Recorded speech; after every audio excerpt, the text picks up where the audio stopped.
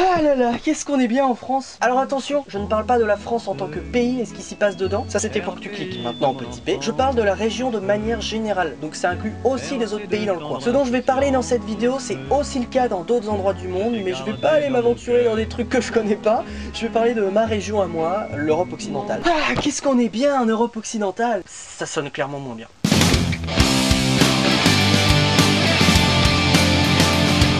Il y a pas longtemps, j'ai mis en ligne une vidéo sur les 5 araignées les plus dangereuses au monde. Tu l'as vu?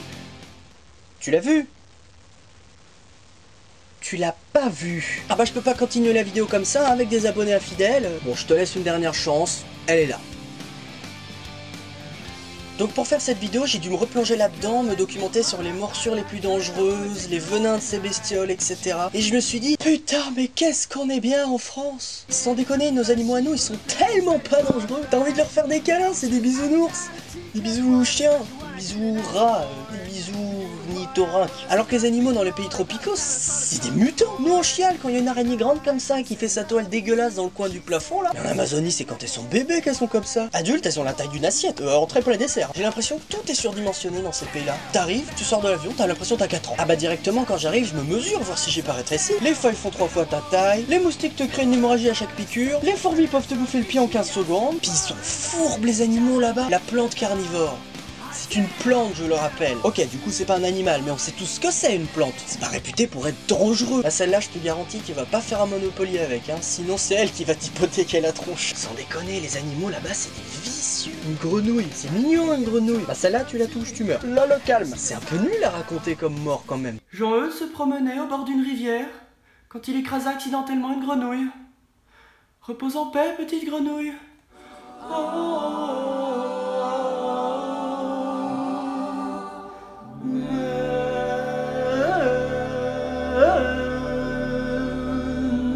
Les scorpions aussi, c'est des beaux enfoirés. Ils s'enfouissent bien dans le sable de leur désert là en laissant dépasser que leur queue. Et quand t'arrives, je vais bien les niquer. Puis même dans l'eau, les baleines, tout le monde connaît les baleines. T'en as déjà vu une en vrai toi? Moi non. Honnêtement, pourquoi si gros? Quelles étaient les motivations du créateur de cette bête?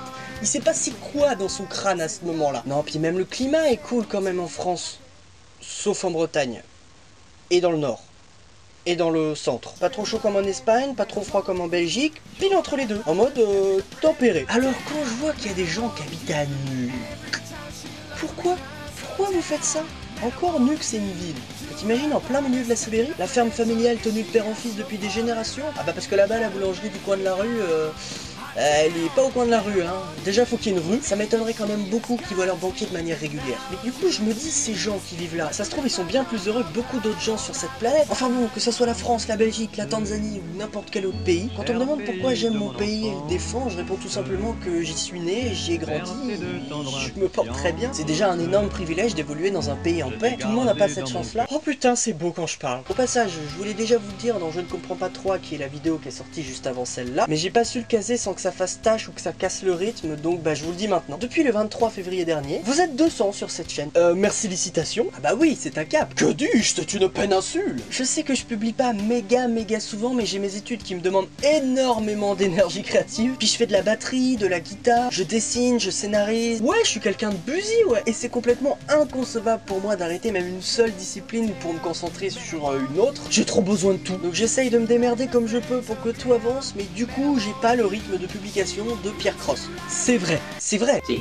c'est vrai. En plus, aujourd'hui, en ce moment même, mon petit frère est en train de naître, j'irai le voir ce soir à la maternité. Du coup, là, je tourne cette vidéo pour me changer un peu les idées, penser un peu à autre chose, histoire de faire au moins quelque chose de productif dans la journée, quoi. On regarde une truc qui vole.